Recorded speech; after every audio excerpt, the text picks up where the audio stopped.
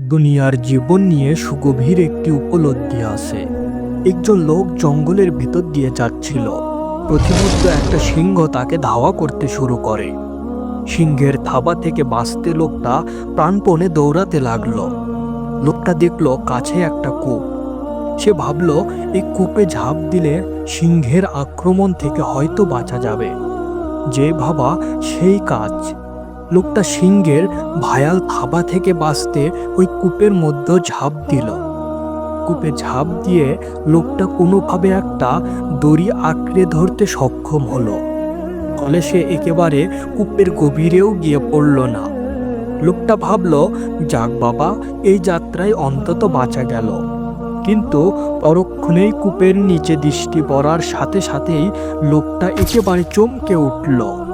দেখল কূপের নিচে বিশাল আকৃতির একটি বিষধর সাপ হা করে আসে তাকে গিলে খাওয়ার জন্য। এবার লোকটা ওপরে তাকালো, দেখল কূপের মুখে অপেক্ষমান সেই ভয়ঙ্কর সিংহ। একটু পরে কূপ থেকে যেন একটা সাদা ইঁদুর আর একটা কালো ইঁদুর এসে লোকটার জড়িয়ে ধরা দড়িটা কুটকুট করে কাটতে শুরু করেছে। অবস্থা তো খুবই ভয়ানক। উপরে সিংহ, নিচে সাপ, মাঝখানে এই দুই ইঁদুরের চরম শত্রুতা। মৃত্যুকে ঠেকানোর কোনো উপায়ই আর অবশিষ্ট নেই।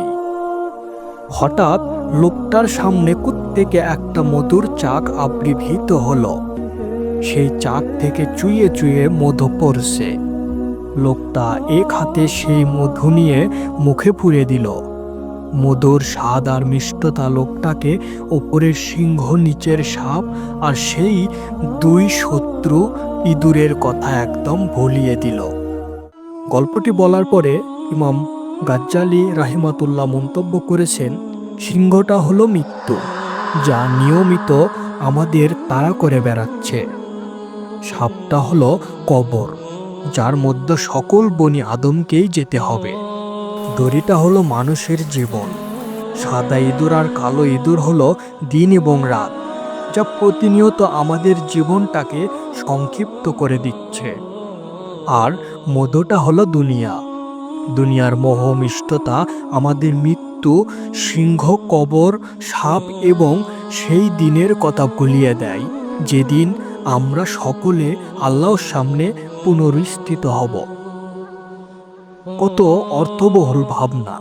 দেখুন, মৃত্যু একটা সিংহের মতন, একটা ভয়ঙ্কর ভয়াত্ম বাস্তবতা। মৃত্যু নামক সেই সিংহের থাবা থেকে আমার আপনার কারোই নিস্তার নেই। কবর হলো সাপের সেই হা করা মুখ, আর দড়িটা হলো আমাদের জীবন। সাদা আর কালো ইঁদুর হলো দিন আর রাত। একটি করে দিন আর একটি করে রাত পার হচ্ছে মানে জীবনের সেই দড়ির কিছু অংশ হয়ে যাচ্ছে, ছিঁড়ে যাচ্ছে। মানুষ হচ্ছে সময়ের সমষ্টি। জীবন থেকে একটি দিন গত হওয়া মানে মানুষের একটা অংশ গত হয়ে যাওয়া।